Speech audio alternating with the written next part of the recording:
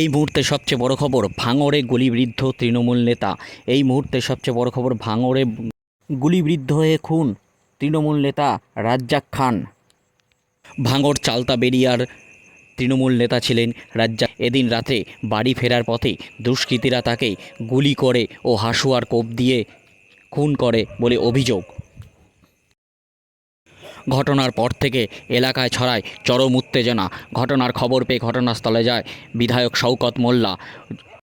জানা যায়, মৃত এই তৃণমূল নেতা বিধায়ক শওকত মোল্লা ঘনিষ্ঠ ছিলেন। নওশাদ সিদ্দিকী ও আইএসএফের দুষ্কৃতীরাই এই কাজ করেছে বলে দাবি করেন বিধায়ক শওকত মোল্লা। দোষীদের চিহ্নিত করে দ্রুত শাস্তি দেওয়ারও দাবি তোলেন বিধায়ক শওকত মোল্লা। রাজ্জাক সর্দার আমাদের বিধানসভা, রাজ্জাক খান আমাদের বিধানসভা কমিটির সদস্য, আমাদের স্ট্রং লিডার। আইএসএফ আশ্রিত সমাজ বিরোধীরা এটা সম্পূর্ণ নওশাদ সিদ্দিকীর মদতে আজকে তাকে নৃশংসভাবে গুলি করে এবং তাকে কুপিয়ে খুন করা হয়েছে। ও বিকাল থেকে আমাদের দুটো মিটিং অ্যাটেন্ড করেছে, মিটিং করে ও বাড়ি ফিরছিল।